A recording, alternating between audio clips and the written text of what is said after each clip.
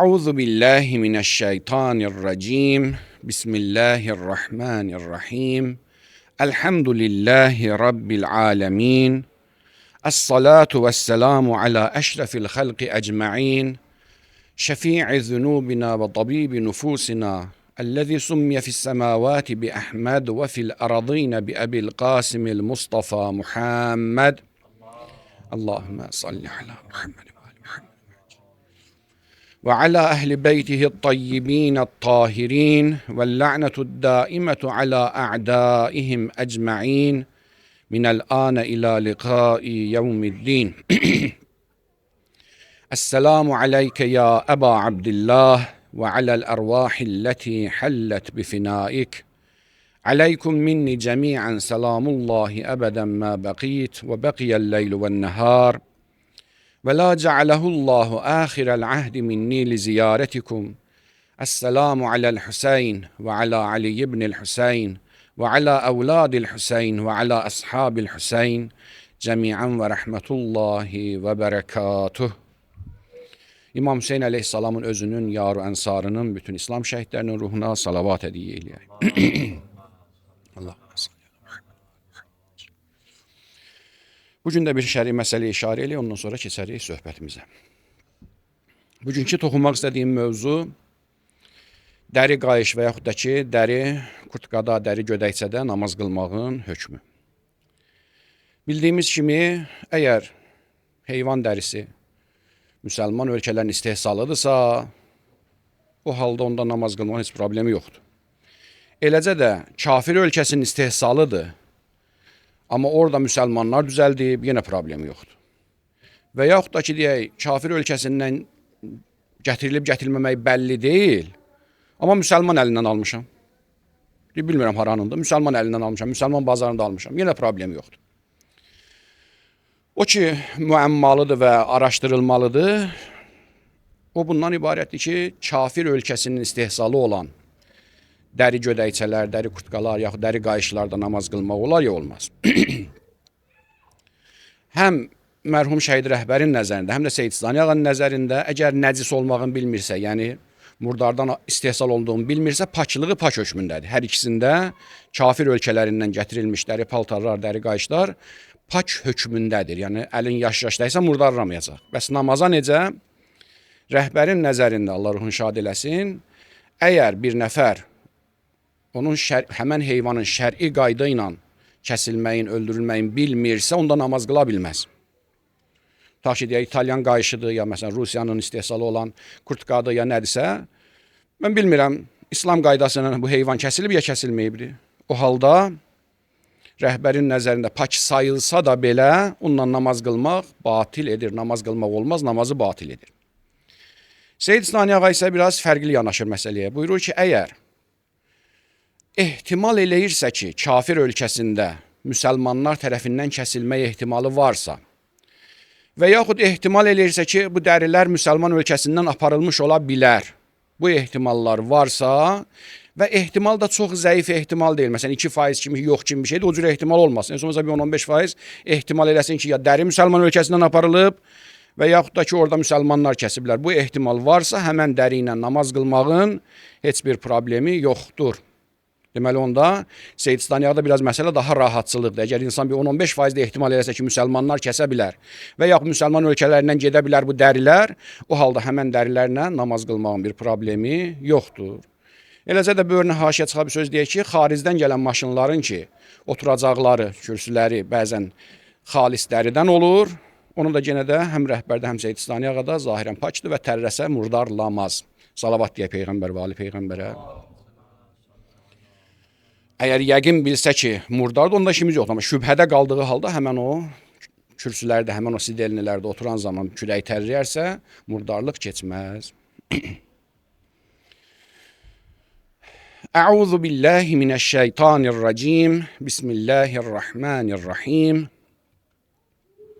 Ya eyyuhellezine amenu istecibu lillahi ve lirrasul İza da'akum lima yuhyikum. Sadaqallahul aliyyul azim. Ey iman gətirənlər, Allah və onun rəsulu sizlərə həyat bəxş eləyən şeyə tərəf çağıran zaman onlara cavab verin. Qeyd elədik ki, İslam yaşam tərzidir. İslamdan gözəl yaşam tərzi ola bilməz.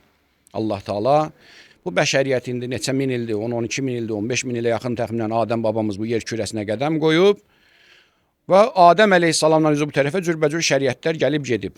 Və Allahın sonuncu şəriəti Həzrət Muhammed sallallahu aleyhi və aleyhi və səlləmin şəriətidir ki, ən kamili və ən sonuncusu olduğu üçün ən yaxşı qanunlarda məhz onun içindədir. Ona görə ondan yaxşı yaşam tərzi ola bilməz.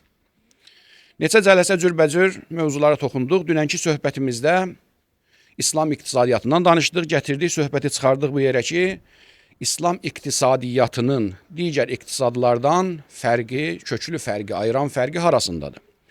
Birinci nöqtə olaraq nə işarə elədik? Qeyd elədik ki, İslam iqtisadiyyatında hər hansı bir qazanc sənin axirətini bərbad eləyəcəksə, axirətinə zərbə vurursa, İslam onu haram bilib, ona icazə verməyib. Amma hansı ki, dünyəvi iqtisadiyyatlarda bu şey yoxdur. İkinci nöqtə ki, inşallah bugün toxunacağım, o da bundan ibarətdir.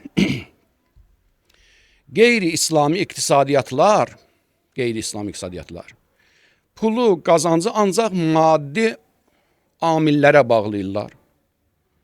Yəni, əgər bir nəfər getdi, alver elədi, bir nəfər deyək, əkinçiliyə sərmayə qoydu, biri nə bilim deyə cürbəcür sahələrə sərmayə qoydu və işin üstünə düzgün durdusa, bu nəticəsini alacaq və pul qazanacaq. Yəni, iqtisadiyyatın təməlin ancaq və ancaq maddi qanunlarda və maddi amillərdə görürlər. Bundan fərqli olaraq, İslam iqtisadiyyatı maddi və təbii amilləri məsələnin bir hissəsi görür. Fəlsəfi dillə desək, cüz'ül illə görür. İllətin bir hissəsidir. Digər bir hissəsi isə mavəra'ut tabiədir. Təbiətdən başqa bir şeylərə söykənir. İnsanın yaxşı və pis əməllərinə, Allahın təqdirinə, Allahın ibtilasına, hansı ki o şeylər artıq digər iqtisadiyyatlarda o şey nəzərə alınmaz. Onlar ancaq fəqət gördükləri şeylə hökm eləyirlər. Məsələ buradan da görürük. İslam iqtisadiyyatına nəzər salsaq, iqtisadiyyatına fəqirlik və varlığa, pul qazanmaq və onu xərcləmək bu cür deyək. Nə qədər hədislərdə, maşallah, yəni bir dənə, iki dənə yox, yüzlərlə mümkün hədislərdə bu şeyə toxunub. Filan işi görsən, ruzun çoxalar, filan işi görsün, ruzun azalar. Filan şey ruzunun qabağını alır, filan şey ruzunun qapısını açır. Onların bəziləri mümkündür deyə ağlımıza gələ bilərdi, amma bəziləri heç insanın ağlına gəlməz. Əgər vəhy o xəbəri gətirməsəydi, insanın ağlı onu kəsməzdi. Bu özü geniş bir bəhsdir, mümkündür. Həmən o siyahı ki bir, Allah ifs eləsin, Seyyid Qiyasuddin Hüseyin adına bir nəfər siyahı çıxardıbdı, bir bəhs hazırlayıbdı, çalışıb ki, bütün o barədə olan rivayətləri çıxartsın. Təxminən 120 neçə yer çıxardıb, 120 neçə dənə müxtəlif hədislərdən ki, bu şeylər insanın ruzisini artırır. Nə bilim, məsələn deyək, filan qədərdən ədədi yadımda deyil, filan şeylərdə insanın ruzisini azaldır, ruziyə mənfi təsir eləyir. Təbərrük babından bir ikisini belə ötəri işarə eləyək. Dedim, geniş bəhsdir, onlar hamısı günlərlə gündür söhbət olması bəhslərdir. Salavat deyə Peyğəmbər və Ali Peyğəmbərə. Məsələn, sırayla belə oxuyuram. Quran oxumaq insanın ruzisini artırar. Çox istiğfar eləmək ruzini artırır. Təqva, salih əməl insanın ruzisini artırır. Sile-i ərham insanın ruzisini artırır. Sübh azanından sonra gün çıxana qədər yatmayıb dua eləmək insanın ruzisini artırır. Həyat bacanı süpürmək ruzini artırır. Səhər tezdəndən ruzi dalıcan getmək ruzini artırır. Əmanətə xəyanət eləməyib ən yaxşı vaxtda, ən yaxşı formada çatdırmaq insanın ruzisini artırır. Müəzzin azan deyən zaman onunla birlikdə təkrarlamaq insanın ruzisini artırır və sadəcə bir şey işarə eləmiş. Həmən o yerdə 19 ya 20 dənə müxtəlif fəqət namaz növü gətirib imamların dilindən ki, bu namazlar sırf ruzi üçündür. İmamlarımız ən ağıllı insanlardır və insana ən yaxşı şey göstərirlər. Əgər hər şey maddi aləmdən olsaydı, deyərlər ki, get, zəhmət çək. Özləri qan tərin içində dünən də qeyd elədi. İşlədiyi halda, bağda, bostanda işlədikləri halda insanlara nə edirlər? Eyni zamanda ki, əmr eləyir, get işdə, gücün olsun, zəhmətin olsun, peşən olsun. Bu yandan da deyir ki, dua, zikir, filan şeylər. Eləcə də ruzinin qabağını alan şeylər də hamısı maddi şeylər deyirlər. Əzdən bu yəhrimu rizq. Günah insanı ruzidən məhrum eləyir.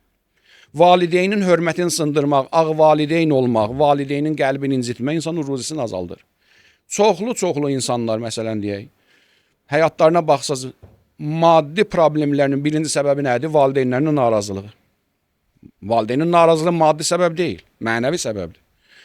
O insanlar ki, valideyni razı, mümkün lap araq içəndir, amma ruzisi bol olar. Misal deyirəm.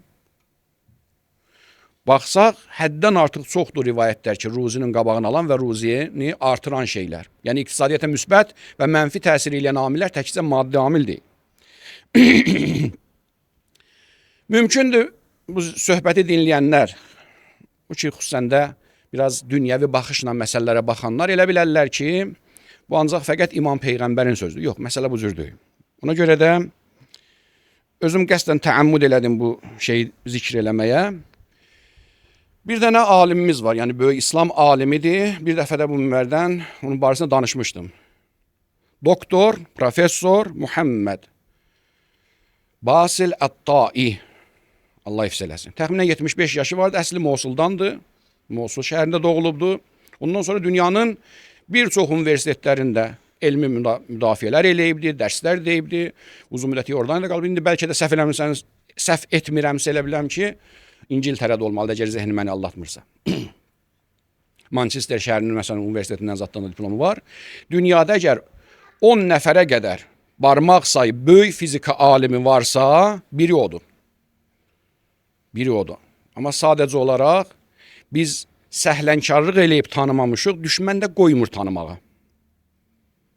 Yenə deyirəm, əgərsə dünya səviyyəsində 10 nəfər dahi fizik indihazlı yığa bilsək, biri kimdir? Həmən Muhammed Basil Taidir. Ki, özü dindar kişidir. Fizika aləmində, yəni misli bərabəri az tapılan alimlərdəndir. Bir dəfə də qeyd eləmişdim ki, 1977-ci ildə Stephen Hawkinglə bir dənə elmi bəhslər o. Hələ həmən vaxtlarda Stephen Hawking danışa bilirmiş. Sonradan ki, düşmüşdü o kürsüyə, o cür deyil. 77-ci ildə bir elmi bəhsləri o, Allah barəsində.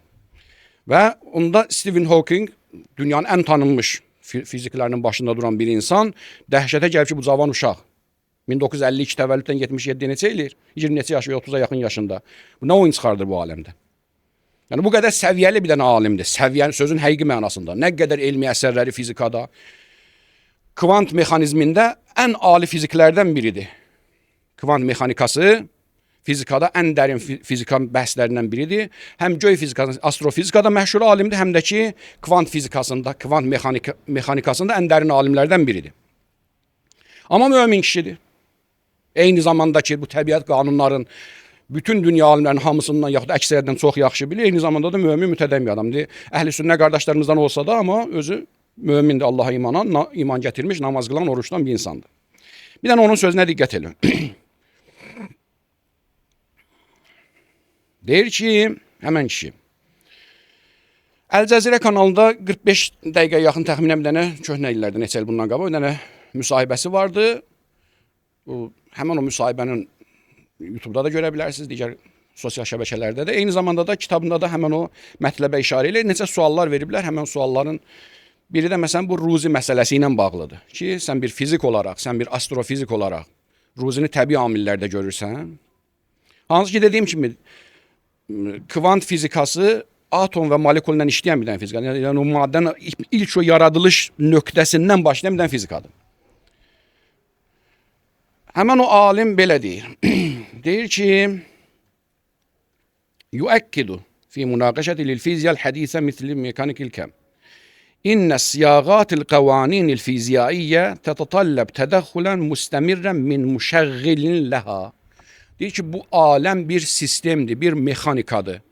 Tutaq ki, məsələn, deyək, bir maşını varsa, maşın durub yerində. Əgər onu xodlayan olmasa, onu işə salan olmasa, işə salınmaz. Bu aləm də bir sistemdir. O cümlədən onun atomu da, molekülü də, hüceyrəsi də, hər nəydə, galaktikası da bir sistemdir. O sistemin müşəğili, onu işə salan daimən onun üzərində nəzarətli olmalı. Yəni Allah Taala. Bir an əgər əlin çəksə o aləmdən, o sistem dayanar, işləməz. Yəni bunu molla demir, ha? Bunu fizika alimi deyir. Mimma yani istihalet istiqlaliyet hazihil kavanin anil kudrel ilahiyel mutlaka. Yani bu gördüğümüz bu təbiət aləmi, bu maddə aləmi heç vaxt Allah'dan qırılıb müstəqil şəkildə ona baxıla bilməz. Mümkün deyil, qeyri-mümkün bu şey. Qayıdır ruzi barəsinə gələndə belə deyir. İnne fikrete ennel erzak mucerredu hatmiyetin maddiyetin bahdetin tetehakkem fiyat tabi'a. Eğer de herkes bu cür düşünürse, bu cür fikirləşirsə ki, insana yetişən ruzi, insanın əldə elədiyi pul, qazanc, nə bilim Allah deməkdir, onların bu təbiətin verdiyi bir neymətdir, bəxş elədiyi bir hətmi qanunlara tabi olan sırf maddi bir prosesdir. Kim bu cür fikirləşirsə, hər kəs bu cür fikirləşirsə ki, İqtisadi məsələlər, insanın pullu, varlı, nə bilim, kasıb olmağı birbaşa sırf təbii qanunlara tabi olan bir şeydirsə, yanılıbdır, belə deyil. Məhdə, tətəhəkkəm fiyat tabiə. Bəl yüəkkid ənəha tədbirun ilahiyyun müqəddərun ya'lu fəvqəl hətmiyyətil maddiyyəl mutləqə. Bəlkə bunlar birbaşa Allahın özü tərəfindən idarə olunan və təbiət qanunlarının fövqündə olan bir şeylərdilər. Özü iqtisadçı deyil, amma fizik olaraq başa düşür ki, bu aləm sistemdir. Bu sistemdə hər hansı bir yerində pozğunluq baş versə, digərinə təsir eləyəcək. İnsan iki hissədən ibarətdir. Cisim və ruh. Necə ki, məsələn, fərzən deyək, gözümüzə bir balaca bir zibil düşəndə səhərə qədər yata bilmirik. Ayağıma düşməyib, ayağım rahat olsun, ayağım da rahat ola bilmir. Niyə? Sistem pozulur. Qarnımız ağrıyanda gözümüz də yata bilmir. Bu qarnımda da niyə gözüm üçün? Dərhal deyəcək ki, həkim bu sistemdir, o sistemi pozub. Eləcə də ruhla cisim də vahid bir sistemdir. Və bu sistem ayrı deyil, bu sistem də bağlıdır digər sistemlər. Hamısı vahid bir sistemə tabi edilər. Bir yerdən pozğuntuluq baş verəndə başqalarını da pozacaq. Ona görə təbiət qanunları tək başına məsələni həll eləmir. Nə iqtisadi məsələlərdə, nə sosioloji məsələlərdə, nə ictimai məsələlərdə hökmən nəyə bağlanmalıdır? Yenilməz qüdrət sahibi olan və əbədi və əzəli olan qüdrətdən ilham alaraq davam eləməlidir. Deməli, birinci İslam iqtisadiyyatının birinci fərqi budur ki, haram şeylərə yol verməyib, icazə verməyib. İnsanın axirətini bərbad edən şeylər icazə verməyib. İkinci özəllik, İslam dini iqtisadiyyatı sırf maddi baxımdan izah etmir. Maddiyyat, bəli, səyimiz, işləməyimiz, gücləməyimiz, əziyyət çəkməyimiz məsələnin bir hissəsidir. Digər bir hissəsi isə nədir? Birbaşa bağlıdır. Mavəra o təbiə, yəni insanın görə bilmədiyi, duya bilmədiyi bir aləmdən idarə olunur. Gərək o tamamlasın bir-birin. Nə qədər insan görür ki, zəhmət çəkir, amma bir şey yoxdur ortada. Çünki Allah təqdir eləməyib. Var rivayətlər ki, mən istədiyimi varlı eləyirəm, istədiyimi kasıb eləyirəm. Üçüncü fərqi, İslam iqtisadiyyatının digər iqtisadiyyatlardan üçüncü fərqi. Dünya iqtisadiyyatları hansı növü olursa olsun, fəqət insanın dünyasını fikirləşib. Ona görə də bu neymətləri insanın dünya həyatının rahatlığı üçün paylaşdırıbdır. Bir hissəsinin özü üçün, bir hissəsində balalarım yerdi, bu cür yaşayıbdır. Yeyir, içir, gəzir, dolanır və yaxud da ki, mən öləndən sonra balalarım ya nəslim yeyib içərlər. Hansı bir iqtisadi nizama baxsa, bundan başqa bir şey deyil. İslamdan başqası. Amma İslam bunu məsələnin bir hissəsi görüb. Bu neymətlərin düzgün paylanmasını təkcə dünya üçün ayırmayıbdır. Neynəyibdir? Bu neymətlər ilahi neymətdilər və sənin iki dünyan vardı. Biri bu dünya həyatı, biri də axirət, yəni ölümdən sonraki həyat. Ona görə də iqtisadiyyatın iki aləmin hər ikisinə xidmət eləməlidir. Həm bu dünyana, həm o dünyaya. Ona görə də indi bəzi misallara baxaq. Allah Taala imkanlılardan həcc istəyib. Həcc. Mümkündür biri getməsə dünyasına nə olacaq getsinə? Amma axirətinə təsiri vardır. Həcc və ömrə pulla başa gələn, iqtisadiyyatla başa gələn bir şeylərdirlər. Cihad. Yuqatiluna yucahiduna fi sabilillah bi amvalihim və anfusihim. Allah Taala pulu olana pulla cihad istəyibdi, pulu olmayana isə nədir? Canı ilə get döyüşünə. Cihada pul istəyib bizdən. Ziyarətlərə Əhl-i Beyt əleyhissalamın ziyarəti, ya Peyğəmbərin sünnələrdə Peyğəmbərin ziyarəti, bizdə isə Peyğəmbər və Əhl-i Beytinin ziyarətləri. Təkid olunub ki, get, ona pul xərclə. Xüsusən də İmam Hüseyin əleyhissalamın günlərində İmam Hüseyin əleyhissalam üçün pul xərcləmək. Nə qədər rivayət var, Allah nə qədər savab verəcək, elə eləyəcək, belə eləyəcək. Niyə? Çünki bu axirətlə bağlıdır. Yəni Allah deyir, bu neyməti vermişəm sənə, hamısı dünya üçün deyil. O pullar axirət üçün qazanc, bir hissəsi də axirətə aid olmalıdır. Xums malımızın artıq qalanı. Zəkat varlıların, imkanların dəvəsi var, qoyunu var, taxılları var, sürüləri var, nəyi var, qızılı var, gümüşü var, onların verdikləri. Rədd məzləmələr, kəffarələr, boynunda kiminsə haqqı vardı, sahibini tapa bilmirsən, yaxud da ki, hər hansı bir cinayəti törətmirsən, kəffarə. Hamısı nə ilə başa gələn şeylərdə pulla, amma dünyanın əlaqəsi yoxdur. Əs-sədəqatul müstəhəbbə, müstəhəb sədəqələr və fi ənvalim haqqun lis-saili vəl məhrum Quran deyir. Və bu ayə təkid olunur ki, xumsdan, zəkatdan danışmır. Yəni, imkansa öz pulumuzdan hədiyyə eləmək, öz pulumuzdan ehsan vermək, sədəqə vermək. Xums, zəkat Allahın haqqıdır. O Allahındır, sənin deyil. Amma Allahın haqqını verəndən sonra ki, cibində pulun var, ondan kiməsə yardım eləmək. Xülasə deməli, onda üçüncü fərq bundan ibarət oldu ki, İslam iqtisadiyyatının digər iqtisadiyyatlardan, onlar deyirlər ki, bu dünya üçün fikirləşinən, bu pulu bu dünya üçün özün və ailən, səndən sonraki uşaqlarınız yesinlər, yaxşı, rahat yaşasınlar. İslam isə deyir, özün, ailə, uşağın bu dünyon və üstəlik o biri dünyon. Bu neymətlər, bu iqtisadi gəlirlər hamısı bölünməlidir. Həm dünyaya xidmət eləməlidir, həm də axirətinə xidmət eləməlidir. Da ki, bir fərqidir ki, digər məsələlərdə bu yoxdur. Dördüncü fərq. Dünya iqtisadiyyatları əxlaqla, insan əxlaqi normativlərinə o qədər də bağlı deyil. Olsa da çox cüzi. Amma İslam iqtisadiyyatı, iqtisadi məsələləri əxlaqi məsələlərinə elə qarışdırıb, elə dəmc eləyib bir-birinə ki, onları ayırmaq çox çətindir, ya da ki, mümkün deyil. Əgər biz baxsaq, Atsöz vəsail şiyəni, adab-ı ticarədə müstəhəbbat və məkruhat bəhsi. Risalələrdə də müştəhidlər onların bir hissəsini gətiriblər də. Baxmısınız.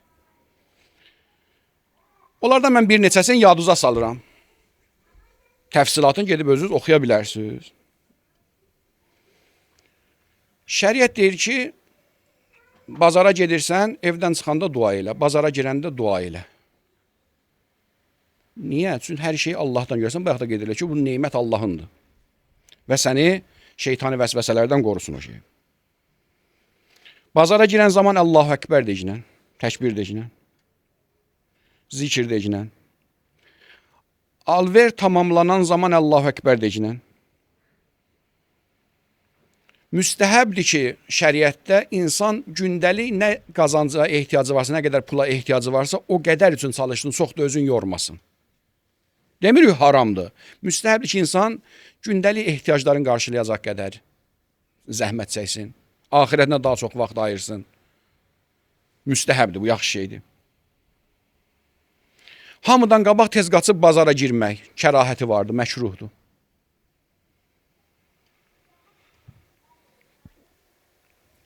Müstəhəbdir ki, müştərilərin arasında fərq qoymayasan. Kimə nə qiymətə satırsan, bu mənim deyək dostumdur, bu mənim qonşumdur, bu kənardır, dostuma biraz ucuz verim, buna baha verim.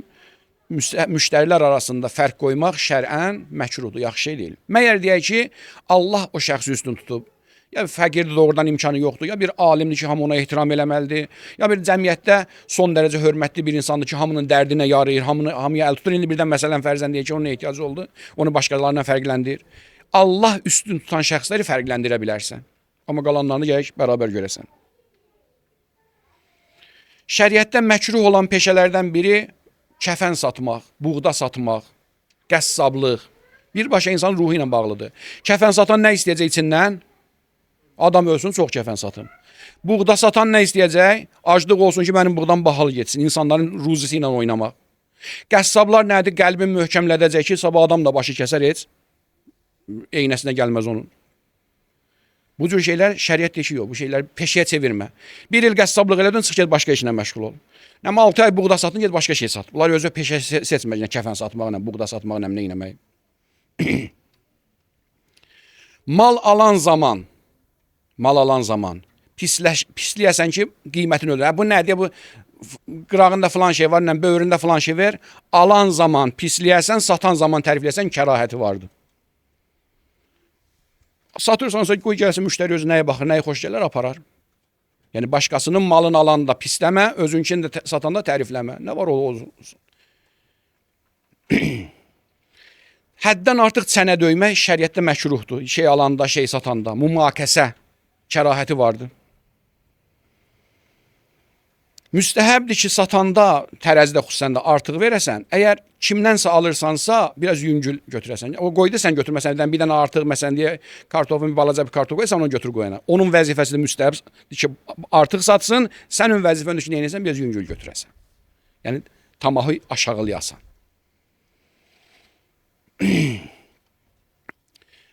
İndi qədimdə çöldən ki, mal gətirirdilər, mümkün elə indi də vardı. Tutaq ki, məsələn, misalı Bakıdan vururam.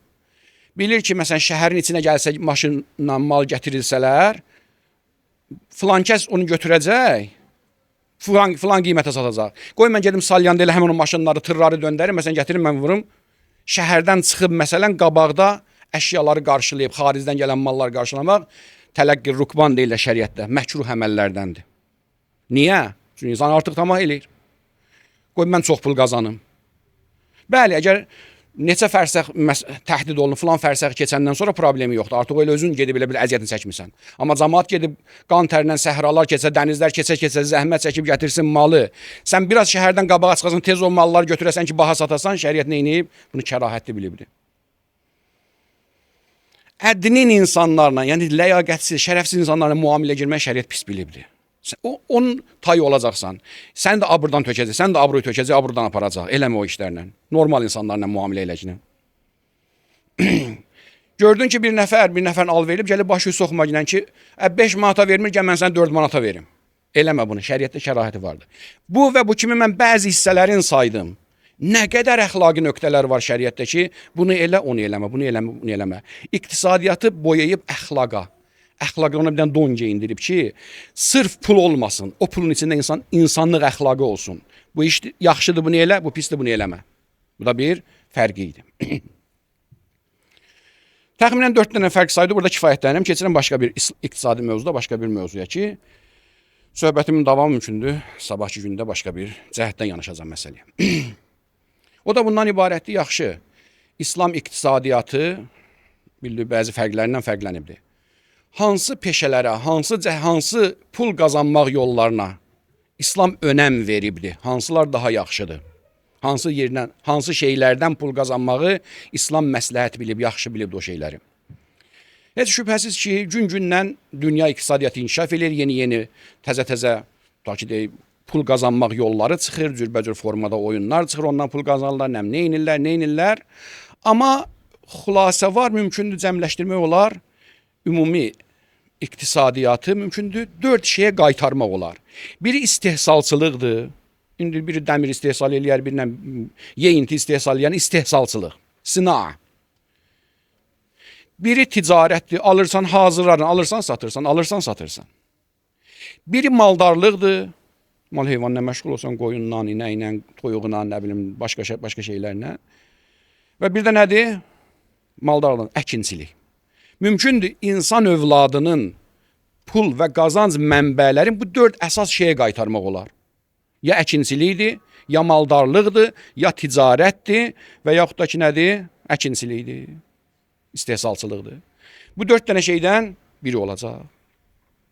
Və bunların hər biri Allah yanında əzizdir. Əgər halalından olarsa əzizdir. Yəni bəzi diqqət eləyək. Məsələn, ticarət baxımından, ticarət babında bəzi hədislərə diqqət eləyək. Həzrət Əmir əleyhissalam Hədisul Ərba'miyəsində ki, demişdim nədir Hədisul Ərba'miyə? 400 dənə məsələni bir məclisin içində söhbət açmışdı. Qal təərrəzu litticarat fə innə ləkum fiyha ghinən əmmə fi əydin nas. Tövsiyə eləyirəm sizə, özünüzü alverə tərəf verin, ticarətə tərəf. Ticarətçi olun. Fə innə ləkum fiyha ghinən əmmə fi əydin nas. Çünki o sizi insanların əlində olanlardan ehtiyatsız eləyər. İnsanlara əl açmazsınız. Və innəllah əzzə və cəl yuhibbul muhtərifə əl-əmin. Allah Taala sevir ki, bir nəfər bir peşən seçdisə, əmin olsun orada, əmanətdar olsun. Əl-məğbunu qeyru məhmudin və la məcur. Amma o aldanan, avamlığından aldanan məcur yoxdur, Allahın da üzrü yoxdur. Zəhmət çəkərdin, ağlın başında olardı, aldanmazdın. Zeyd ibn Ali rıdvanullahi aleyh, Zeyd-i Şəhid atababasından nəql edir ki, ənin Nəbi sallallahu aleyhi və aleyhi və səlləm qal, tis'atu a'şari rizq fi ticarə vəl cüz'ul baqi fi sabiyai, yəni l-qənəm. Peyğəmbər sallallahu aleyhi və aleyhi və səlləm buyurardı ki, qazancın 10-dan 9-u ticarətdədir, yerdə qalanı isə sabiya, indi ravidən elə Peyğəmbər özü izah eləmiş, yəni qənəm, qoyunçuluqda, qoyundarlıqda, qoyun saxlamaqda.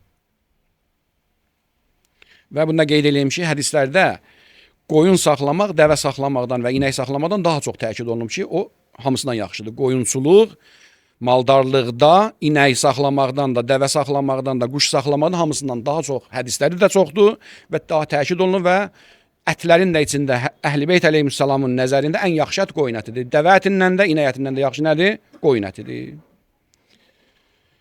Əkinçilik barəsində bir iki dənə rivayət oxuyum. Ən Əbi Abdillah aleyhissalam qalə, su ilən nəbi, əyyül mali xeyrun, hansı pul, hansı qazanc daha yaxşıdır?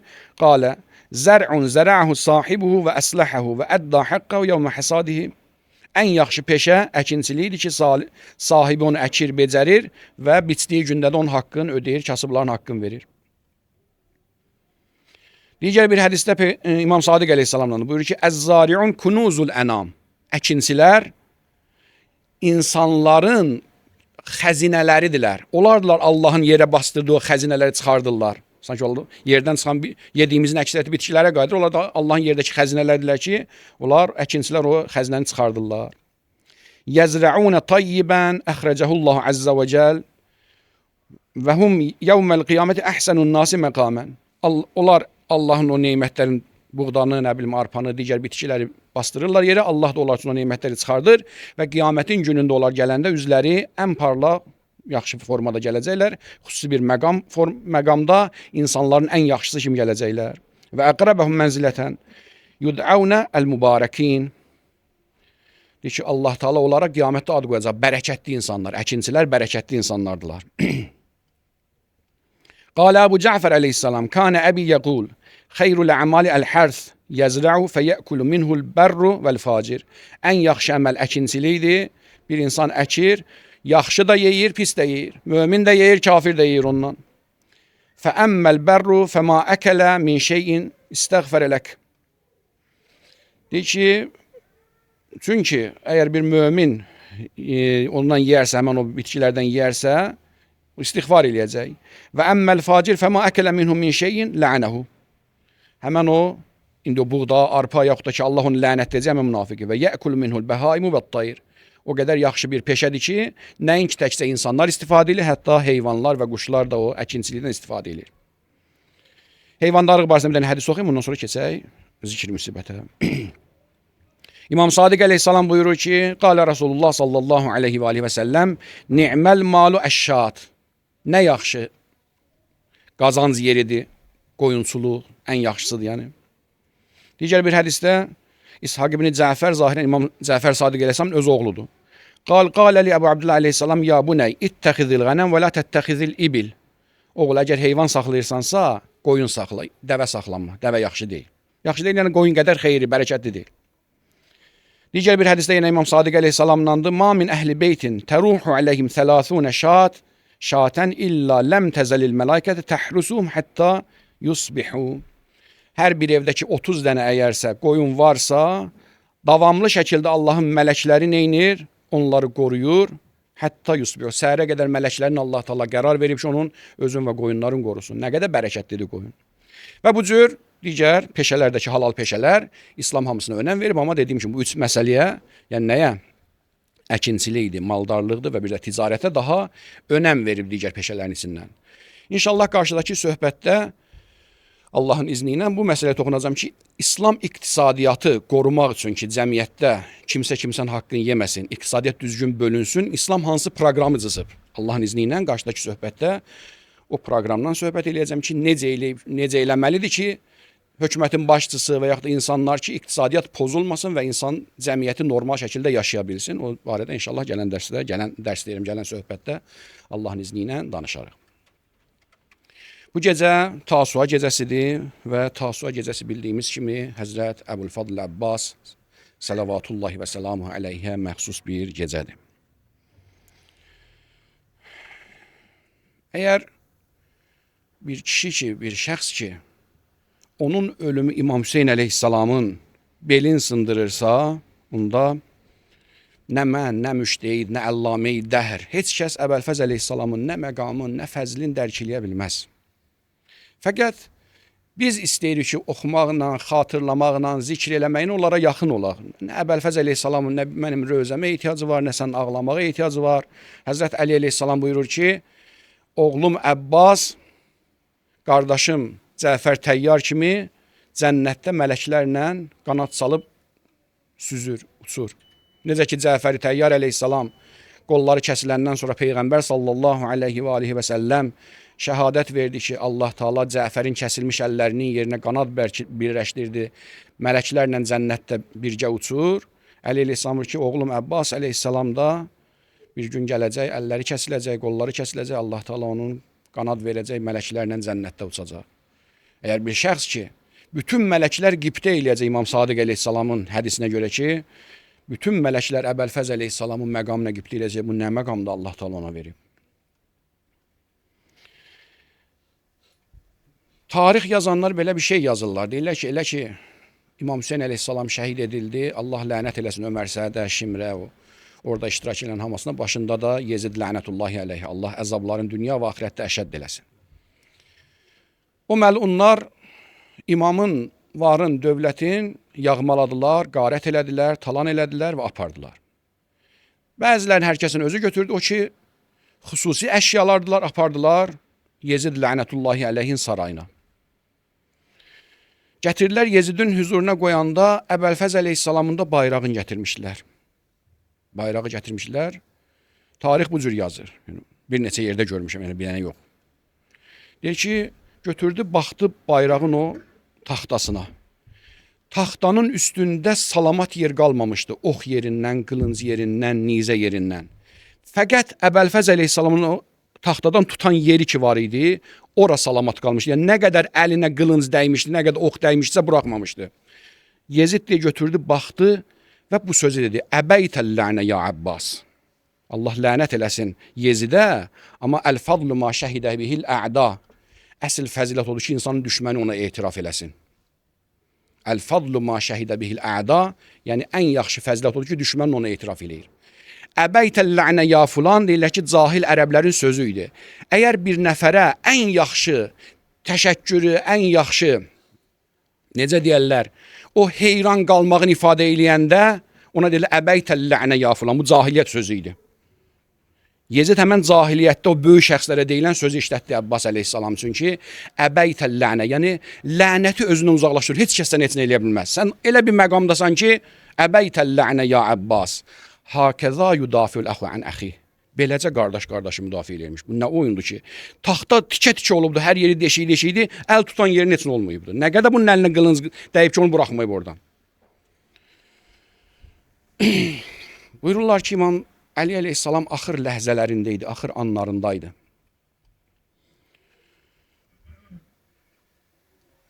Və əmr eləmişdi ki, ailəmdən başqa heç kəs qalmasın. İmam Həsən əleyhissalam, İmam Hüseyin əleyhissalam, xanım Zeynəb əleyhissalam, digər balalar, hərəsi bir tərəfdən əleyhissalam əlini öpür, ağlaşanlar. Birdən deyir ki, Həzrət Əmir əleyhissalam ki, çağırın gəlsin balam Əbbası gətirin yanıma. Əbəlfəz əleyhissalam da kənarda durmuşdu, ağlayırdı ki, özündən böyük qardaşları, bacıları oradadır.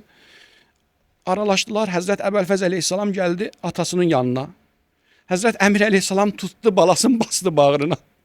Çəkdi sinəsində, yapışdırdı sinəsinə və mübarək ağzın qulağına tərəf elədi və bu söz dedi ki, Əbbas, oğul, Allah üzü ağ eləsin, qiyamətin günündə aton əlinin üzü sənin əməli ilə ağaracaq.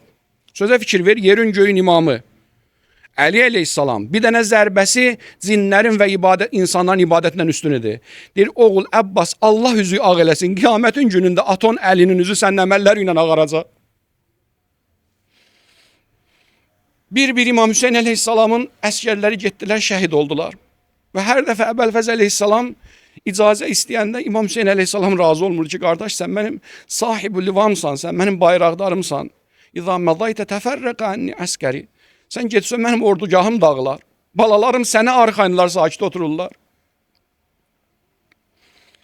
Axırda Əbəlfəz əleyhissalam bir-bir öz qardaşlarını da, doğma qardaşlarını da, Cəfəri, Əbdullanı, Osmanı özündən qabaq hər birini göndərdi ki, qoy əcrin böyük olsun. İnsan əziz sevdiyi qardaşın Allah yolunda qurban verəndə biraz da böyük əcri satır.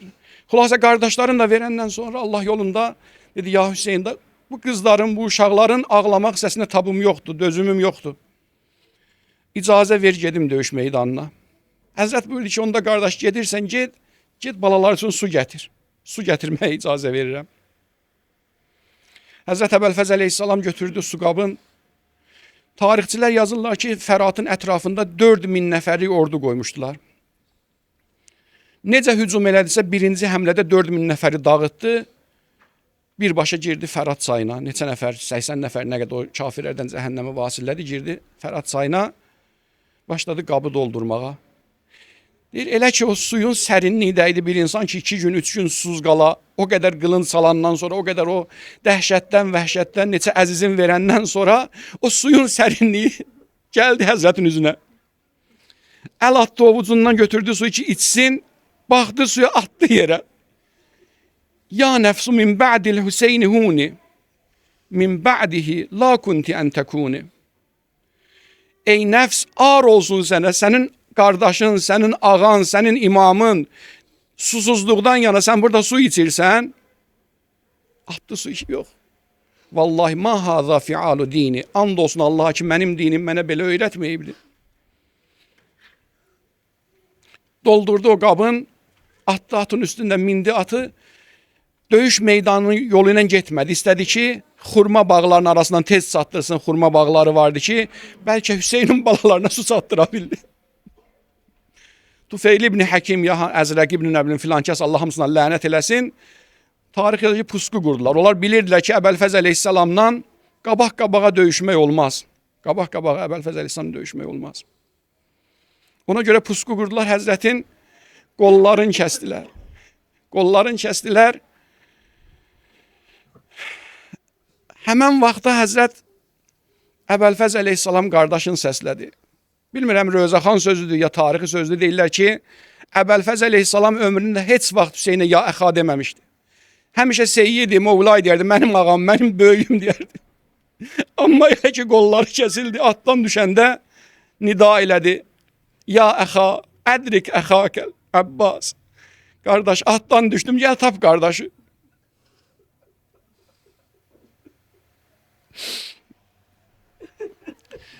Deyir, bir dənə alim deyir ki, adını da yazmışlar, adı yadımdan çıxdı, indi oxumuşdum, yadımdan çıxdı adı. Bir nəfər alim gəlir, başqa bir xətibin, başqa bir alimin yanına deyir ki, mən Əbəlfəz əleyhissalam tərəfindən sənə rəsul elçi göndərilmişəm. Nədir? Deyir ki, ağam Əbəlfəz əleyhissalam mənə yuxuda dedi ki, filan kəsə diyor, niyə mənim əsil rövzəmi oxumur? Dedim ki, ağa mən hər yerdə oxumuşam, ağa. Dedi, yox. Ağa başqa şey dedi. Dedi, bu cür oxusun. Desin ki, pəhləvanlar döyüşdə, elə ki, döyüşür. Təbiidir ki, axırda ölməlidir, şəhid olmalı, düşməlidir atın üstündən. Amma hər bir pəhləvan düşəndə, əli olur, yerə düşəndə əli ilə özünü qoruyur.